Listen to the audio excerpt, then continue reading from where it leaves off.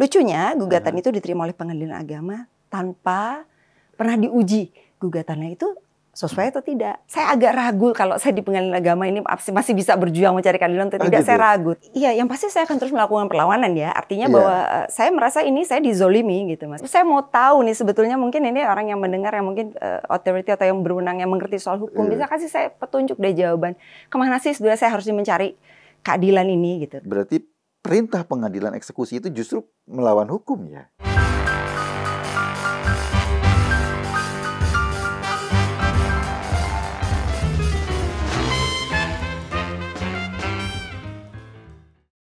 Kali ini kita nggak ngomongin politik, karena udah banyak orang ngomongin politik. Kita mau ngomong hal-hal yang terjadi di sekitar kita.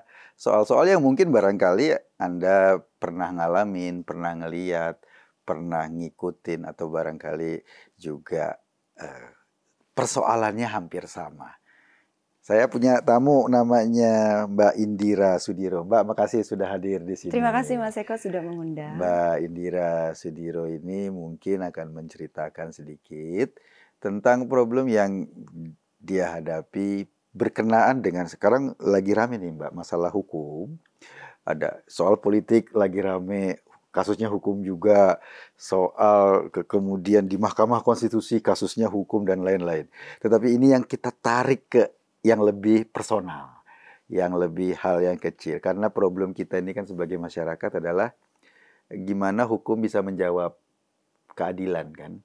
Gimana hukum bisa menjawab masalah secara membuat orang-orang yang mestinya terlindungi oleh hukum itu juga mendapatkan hak dan mendapatkan sesuatu sesuai dengan proporsinya. Saya dengar Mbak Indira ini juga sedang ada dalam tanda kutip problem di situ ya? Iya, kira-kira begitulah. Kira-kira begitu Mas ya. Bisa diceritain nggak Mbak, problemnya apa sih? Iya, oke, ini sebetulnya saya sharing aja ya. Mas Eko ya, kita cerita aja ya. Barangkali penonton ada yang pernah ngalamin juga. Sehingga barangkali mereka bisa mendapat pelajaran, kira-kira persoalan yang sama mungkin. Iya. Saya yakin sih banyak di luar sana juga mengalami problem yang kurang lebih sama ya, Mas Eko ya. Cuma ini berangkat dari pengalaman saya pribadi. Masalah hukum ini bermula sebetulnya dari masalah keluarga. Oke. Jadi urusan keluarga berkembang menjadi sangat untuk saya ya, sangat membingungkan gitu. Keluarga ini dengan pasangan atau anak atau apa? Bukan, saya bicara dengan keluarga besar saya, keluarga inti saja, orang tua dengan kami kakak beradik lah gitu ya. Lucunya ini masalah ini menjadi sudah panjang bertahun-tahun kemana-mana gitu Mas Eko ya. Jadi masalahnya keluarga tuh biasanya problemnya kan gak jauh-jauh, entah warisan, entah gitu-gitu. Iya, kira-kira begitu ya, kira-kira begitu ya. Selalu ya urusan warisan itu selalu menjadi ribut. Tapi sebetulnya ini bukan warisannya Mas Eko yang diribukan, tapi ada wasiat yang berupa amanah dari kedua orang tua kami yang sudah tidak ada, meninggalkan wasiat kepada anak-anak gitu ya. Dalam wasiat itu memang yang dituliskan sebetulnya hanya mengenai kewajiban dan hak dari setiap anak-anak. Oke, jadi gini, case-nya sekarang ketika orang tua Mbak Indira masih ada, beliau menuliskan wasiat. Betul.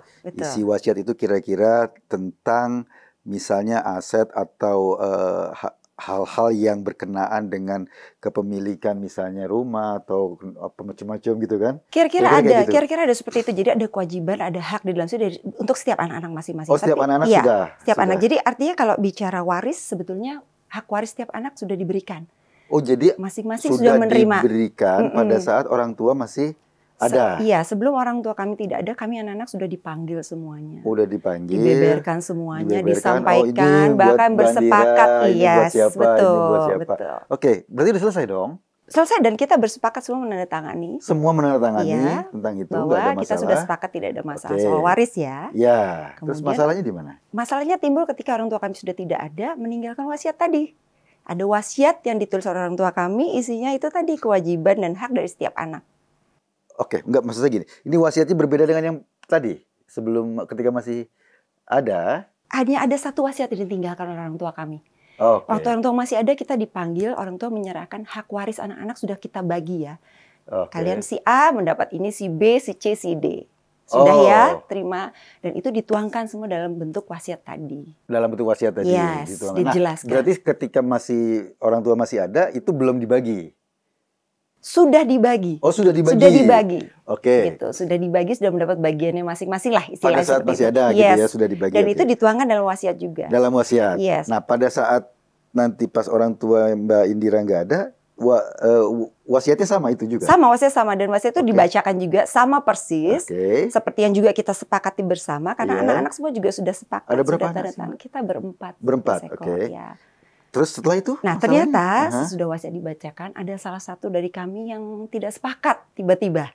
Tidak sepakat terhadap isi wasiat itu? Yes, betul. Tidak sepakat untuk menjalankan amanah yang dititipkan dalam wasiat itu. Kenapa? Alasannya apa? Alasannya mungkin ada yang dirasa kewajiban yang terlalu berat mesti dilaksanakan. Saya juga kurang paham. Tapi menurut saya ini hanya karena dia ingin menghindari kewajiban yang harus dilaksanakan. Karena setiap anak punya kewajibannya. Saya nggak bisa sebutkan detail ya Mas. Tapi yang pasti berkenaan dengan kewajiban dia secara pribadi ya. Tidak boleh menyangkut pautkan kakak beradik yang lain. Ini yang mungkin ingin dihindari. Ke satu itu. Kedua ada rasa ketidakpuasan yang kemudian timbul belakangan. Terhadap isi wasiat itu? Yes, timbul belakangan. Karena sebelumnya kan kita sudah sepakat.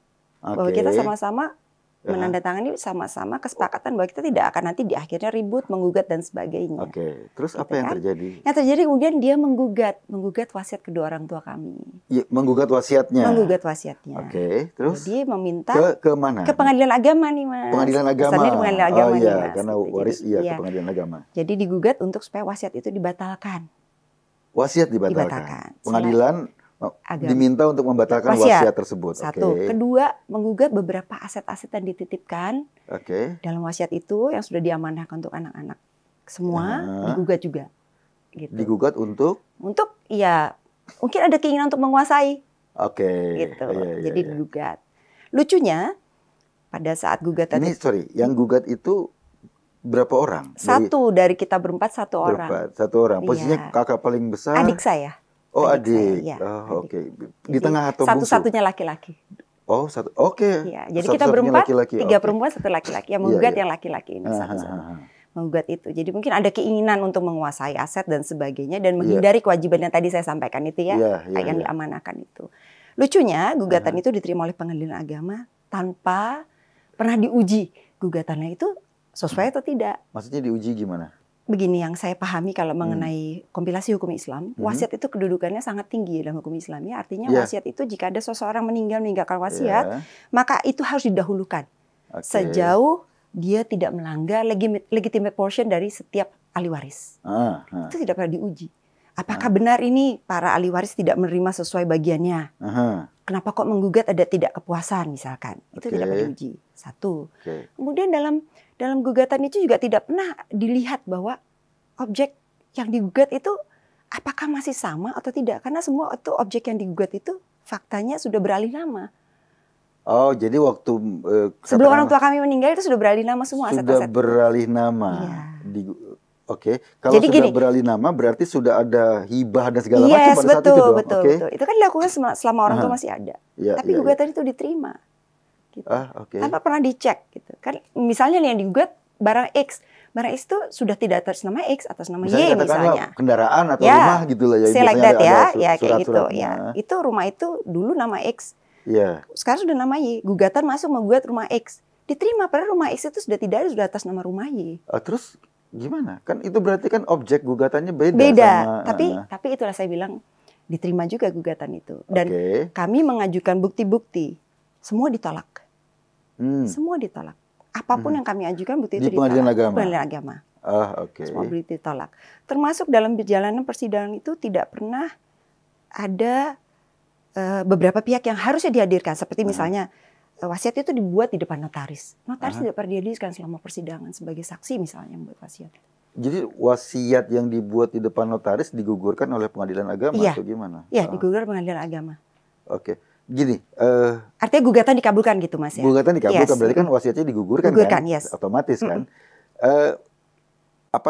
Saya juga ini, kalau saya pahami konstruksinya ya, ini laki-laki, ini perempuan kan dalam hukum Islam, hukum agama kan laki-laki kan mendapatkan bagian lebih besar dibanding yang perempuan. Mungkin itu juga salah satu motif ya. Itu yang saya katakan tadi, harusnya diuji aja. Kan bisa tinggal dipanggil semua ahli waris, dilihat bagiannya kamu sudah terima belum bagian sesuai yang harusnya. Saya anak laki harus 2 kalinya, coba dihitung. Yang sudah kamu terima itu sudah 2 kalinya belum. Gitu. Ini kan nggak pernah diuji. Nggak pernah kita ahli waris dipanggil untuk dilihat apa sih yang sudah kamu dapat. Dari anak-anak perempuan ini 3 orang, hak warisnya diterima sepenuhnya kah? Yang laki-laki menerima 2 kali bagian kah? Itu tidak pernah diuji, tidak pernah di-challenge itu kan. Gitu. Nah, serta-merta gugatan diterima. Diterima, terus sekarang gimana ketika sudah diputuskan pengadilan agama? Ini berjalan prosesnya bukan hanya sampai pengadilan agama, sampai pengadilan tinggi, sampai mahkamah kasasi. Kami tidak pernah bisa berhasil membuktikan, walaupun kami menemukan novum-novum baru misalkan kami ajukan, tetap tidak bisa diterima. Kenapa? Gitu. Ini yang saya ingin tanya kenapa ya, dan saya juga bingung gitu. Notarisnya pernah dihadirkan sama tidak pernah di pengadilan tinggi tidak pernah. Atau apa gitu? Tidak pernah. Lah terus gimana termasuk caranya? bukti-bukti video orang tua kami. Ada video itu kan buktinya otentik sekali ya. Gitu. Tidak diterima juga oleh pengadilan. Loh sekarang posisi jadi gimana? Posisi sekarang karena kami menjadi pihak yang kalah, jadi ya wasiat itu dibatalkan, termasuk semua aset-aset itu dilakukan peletakan sita. Dan tetap harus dijalankan. Padahal sebetulnya juga kalau mau lakukan peletakan sita eksekusi itu harusnya ada pencocokan dulu kan fakta objek di lapangannya sesuai dengan isi putusan atau tidak. Iya. Sudah dibawa buktinya bahwa ini nggak isi putusan aset atas nama X, tapi fakta apa aset atas nama Y kan nggak bisa dilakukan harusnya. Iya dong. Tetap dilakukan peletakan sita. Peletakan sita itu termasuk aparat yang datang untuk lakukan peletakan sita. Nah itu sekarang gimana prosesnya? Kakak-kakak yang lain atau saudara-saudara yang lain gimana? Sama juga posisinya dengan Mbak Indira? Iya kebetulan saya anak nomor 2, kakak saya yang paling tertua sudah almarhumah baru saja meninggal tahun lalu. Saya sekarang dengan adik saya yang paling kecil yang perempuan yang posisinya melawan, dia melakukan perlawanan sita eksekusi. Tapi saya nggak tahu apakah ini akan bisa berhasil atau tidak, karena toh peletakan sita eksekusi dilakukan oleh pengadilan agama, saya melakukan perlawanan juga di pengadilan agama. Saya agak ragu kalau saya di pengadilan agama ini masih bisa berjuang mencari keadilan atau tidak, saya ragu terus. Karena yang memerintahkan sita eksekusi itu pengadilan agama atau pengadilan agama? Oh, oke. Kalau pengadilan negeri itu gimana? Tadi kan pernah katanya proses pengadilan negeri. Iya, jadi saya sedang berpikir nih Mas Eko, apa kira-kira saya bisa mencari celah untuk saya menarik gugatan saya nanti ke pengadilan negeri. Mungkin saya tidak lakukan, karena perlawanan eksekusinya harus tetap di pengadilan agama. Tapi mungkin saya harus cari celah lain untuk mungkin saya lakukan gugatan terhadap tindakan perlawanan hukum, melawan hukum dari pihak mereka gitu. Karena ya itu tadi contohnya peletakan sita seharusnya tidak bisa dilakukan. Dipaksakan tetap harus bisa dilakukan. Ya karena sudah berubah nama misalnya. Iya dan itu disaksikan loh. Bahkan ada orang BPN yang bilang ini namanya beda kok tetap dilakukan sita gitu. Jadi saya punya bukti-bukti gitu. Banyak pihak yang juga menanyakan ini mana bisa, tapi tetap dilakukan. Sekarang disita beneran? Ya. Disita untuk negara atau gimana? Mungkin untuk lelang, Oke. Nah, itu berapa lama prosesnya, Mbak? Dari awal? Dari awal masalah ini ada ya, gugatan dari tahun 2017 lah, akhir 2018 lah, sampai hari ini. Hampir 5 tahun ya. Orang tua waktu itu, kalau boleh tahu kapan itunya? Ayah saya meninggal tahun 2015. 2015. Sebelum itu nggak ada masalah? Nggak ada masalah. Ada masalah pada tanggal 2017 itu? Iya. Sesudah wasiat itu dibacakan semua. Sorry, biasanya ya kalau di keluarga ada masalah, ada apa, itu pernah nggak? Yuk duduk sebelum bawa ke pengadilan apa diskusi antar keluarga gitu-gitu. Waktu itu sebelumnya pernah dilakukan? Pernah dicoba, tapi memang deadlock ya, karena dari pihak penggugat intinya pokoknya ya dia mau seperti itu gitu. Jadi nggak ada jalan tengah, kita nggak bisa mengambil langkah jalan tengah nih win-win gitu, nggak bisa gitu. Oh, nggak, maksud saya sebelum dialah sampai pada menggugat itu kan langkah next ya, langkah yang sudah ekstrim. Sebelum gugatan ya? Iya, misalnya, yuk Mbak Indira kita ngobrol, ini ada problem nih. Nggak pernah. Tiba-tiba langsung masukkan gugatan. Oh, nggak pernah? Nggak pernah. Oke. Jadi kita juga surprise banget gitu, karena tiba-tiba kok ada gugatan, kita terima panggilan. Hubungan gimana hari-hari sebelumnya? Ya akhirnya di awal mungkin hubungan tingkat biasa-biasa aja, tapi akhirnya sampai hari ini kita seperti orang nggak bersaudara gitu ya. Ini kan jadi gila juga gitu ya. Gila dan memalukan yang pasti. Nggak, barangkali ini juga satu hal yang kenapa saya agak tertarik kita diskusi ini. Kan memang ada dua framing ya, ada dua cara pandang ngelihat kasus ini. Cara pandang agama lewat pengadilan agama dan cara pandang pengadilan umum kan pasti beda ini kan. Cara mengujinya, cara dasar hukum penentuannya kan juga beda. Yang satu menggunakan hukum agama, tentang yang laki-laki lebih besar misalnya gitu ya. Satu lagi menggunakan hukum yang Negara. ini ada hibahnya sudah beralih nama dan lain-lain. Nah, saya amat yakin case kayak gini juga banyak dialami oleh teman-teman yang lain. Iya. Nah, mudah-mudahan ini bisa jadi setidaknya pelajaran. Kira-kira kondisinya begini, harus bagaimana. Nah, terus sekarang gini pertanyaan saya. Apa yang akan dilakukan Mbak Indira berikutnya? Iya, yang pasti saya akan terus melakukan perlawanan ya. Artinya bahwa saya merasa ini saya dizolimi gitu, Mas. Karena tadi kalau bicara soal hibah, itu bukan cuma bicara soal hukum agama Islam. Secara hukum negara juga hibah itu kan memang seperti itu. Kalau sudah hibah itu nggak bisa diganggu-gugat gitu. Iya. Nah, ini kan terjadi hibah pun dibatalkan tanpa pernah ada pembatalan akte hibah gitu. Jadi peletakan sita terhadap aset yang dihibahkan itu dilakukan demikian semerta-merta tanpa ada pembatalan akte hibah misalnya. Atau misalnya pembatalan sertifikat juga tidak pernah ada.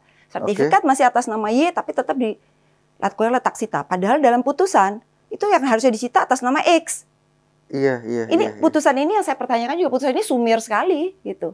Abu-abu, semua yang disebutkan dalam putusan itu tidak cukup jelas menurut saya. Seperti misalnya ada disebutkan soal dana di bank gitu. Yang disebutkan hanya dana di bank X tanpa ada nomor rekening. Nah, itu digugat gitu. Loh, terus dananya gimana?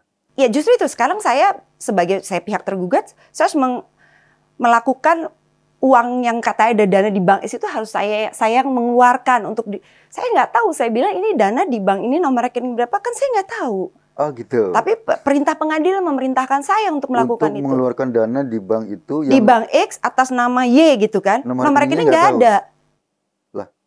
Saya kan nggak bisa datang ke bank bilang, oh saya mau lihat dong nih ada dana si X nggak di sini gitu, saya mau ambil kan nggak mungkin. Tapi ini perintah pengadilan memerintahkan saya bingung lah perintah pengadilan agama. Oke, jadi itu bagaimana proses eksekusinya? Sampai sekarang saya nggak bisa lakukan, tapi karena saya perintah pengadilan ya saya harus lakukan. Itu sebab saya melakukan perlawanan eksekusi dan saya dipanggil sidang besok nih hari Senin, Mas. Sidang lagi. Sidang lagi nih. Perlawanan eksekusi. Jadi hidup saya ini cuma ngurusin gini-gini aja nih, Mas. Sidang-sidangnya saya juga nggak tahu endingnya ada di mana. Sekarang itu peluang untuk berkomunikasi dalam tanda kutip lebih intens dengan keluarga, ini kan keluarga ya.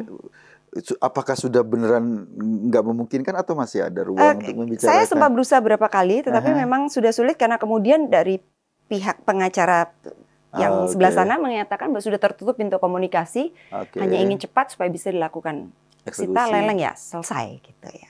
Oh gitu. Jadi ya maksudnya dia sudah sampaikan bahwa sudah tertutup ya untuk berkomunikasi gitu. Jadi lakukan saja melalui jalan hukum. Iya, terus kalau dana bank yang nggak diketahuan rekeningnya itu pertanyaannya kan beneran ada apa enggak? Ya, itu dia. Saya juga kan nggak tahu ada atau enggak. Tapi perintah pengadilan itu dimasukkan dalam putusan. Pengadilan nggak men-tracking dulu buktinya. Ya, itu saya bilang. Bagaimana dia bisa memutuskan sesuatu itu kan sumir sekali. Kamu sebutin bank X atas nama Y gitu. Nomor rekening nggak tahu. Banknya di mana? Cuma bank X gitu. Di mana bank X itu kan banyak, ada di Jakarta, Singapura mana? Kan harus karena kalau bahasa hukum kan sepemahaman saya itu harus tepat ya Mas, titik koma aja kan harus sesuai. Iya dong, objek hukumnya apa kan harus clear sesuai, gitu. Kan? Kalau objek hukumnya berbeda. Betul. Nggak bisa kan, nggak bisa terus diartikan semerta-merta artinya pokoknya begitu kan nggak boleh harusnya ya bahasa hukum. Tapi ini kan semua sepertinya dipaksakan harus bisa dilakukan lah. Jadi besok si Senin itu sidang apa? Ya mungkin saya akan, karena saya melakukan perlawanan eksekusi kan, jadi saya dipanggil untuk sidang. Kenapa saya belum mau melakukan? Menolak eksekusi? Iya, kenapa saya tidak mau lakukan gitu. Iya. Bukti-bukti sih sudah saya lampirkan, tapi nggak tahu nanti di sidang apakah itu bisa diterima atau tidak. Iya, minta kasih tahu aja Pak Hakim, kasih tahu dong nomor rekeningnya berapa. Sudah pernah saya sampaikan. Terus, gitu. Kata Hakim? Hakim ya kamu lebih tahu dia. Suzon Mas. Hakim harus membuktikan. Saya sampaikan juga yang mendalilkan harus bisa membuktikan dong. Iya kan dong. Yang mendalilkan sebelah sana. Saya ada rekening ini. Tolong dibuktikan di mana gitu. Nah, itu tidak pernah terbukti tapi dibuat langsung dalam putusan. Oke. Ya ini saya bilang tadi putusan ini sangat sumir lah gitu ya. Abu-abu lah untuk saya. Nggak bisa menurut saya non executable tapi harus dieksekusi gitu. Jadi kebingungan sendiri yang mau eksekusi.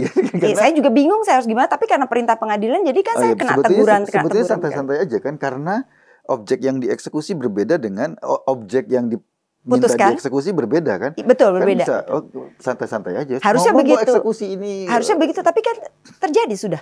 Peletakan itu sudah datang, sudah dilakukan. Di semua aset yang dalam putusan sudah dilakukan. Oke. Dan ketika saya nggak mau lakukan itu, saya di-unmanning kan. Mendapat peringatan Ah. dari pengadilan, dipanggil saya. Oh ya bilang dong, itu bukan objeknya. Sudah. Terus? Tetap dilakukan. Oke.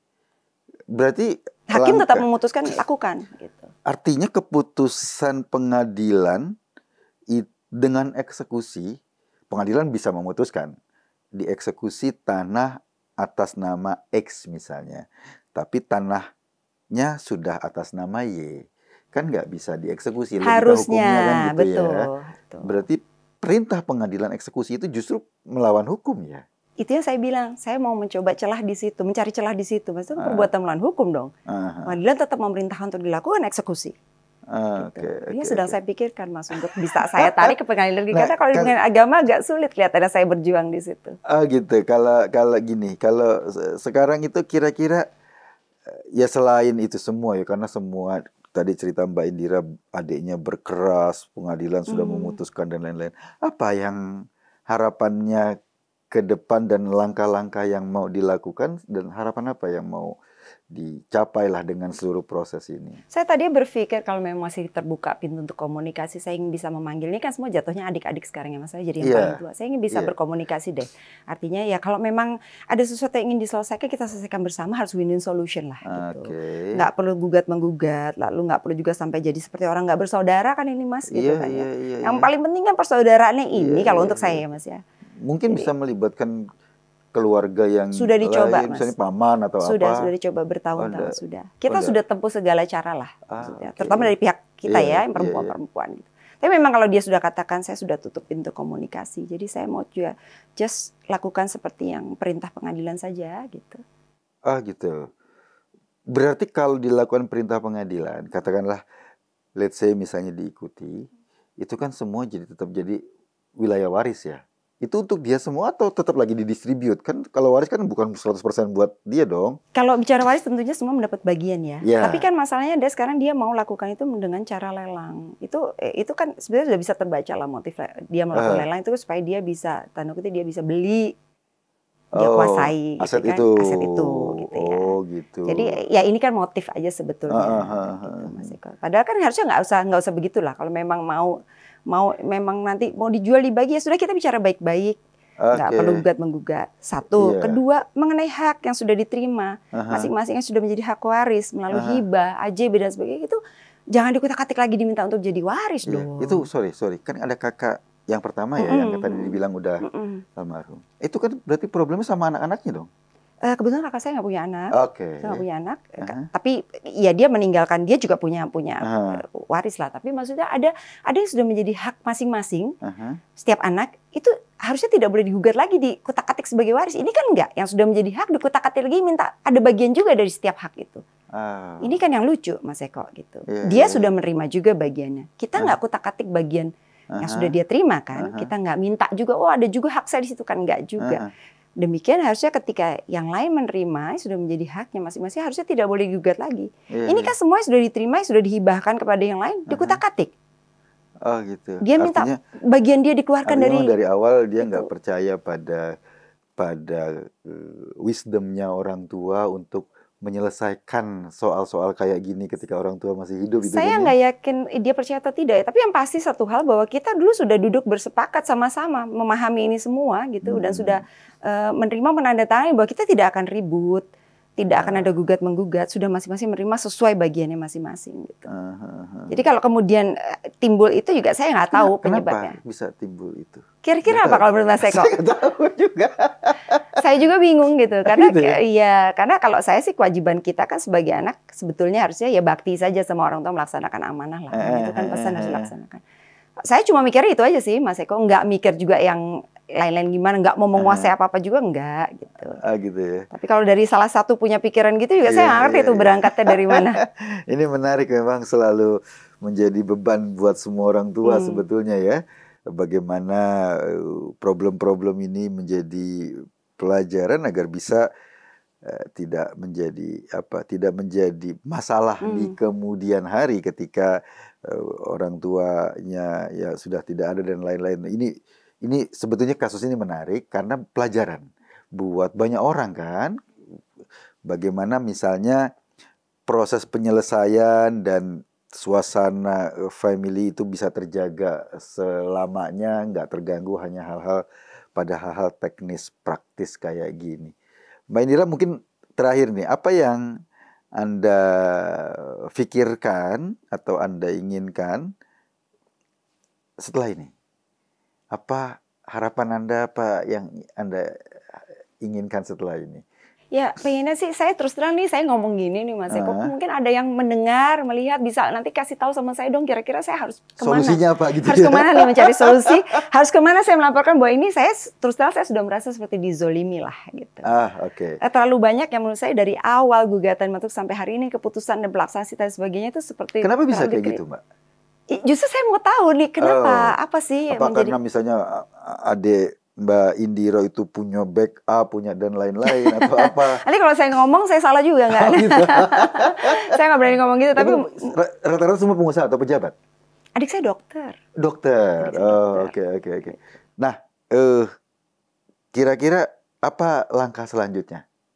Ya, yang pasti perlawanan hukum akan tetap saya lakukan. Tetap dilakukan. Pintu komunikasi tetap selalu terbuka, mesti tetap berharap. Iya. Tapi kalau dari pihak sana menutup ya saya apa daya lah, saya nggak bisa ya. Saya satu-satunya saya bisa lakukan ya melawan secara hukum gitu ya. Adiknya juga gitu, yang paling bungsu juga. Adik saya juga lakukan perlawanan secara hukum. Tapi ya ini saya mau tahu nih sebetulnya mungkin ini orang yang mendengar yang mungkin authority atau yang berwenang yang mengerti soal hukum bisa kasih saya petunjuk deh jawaban.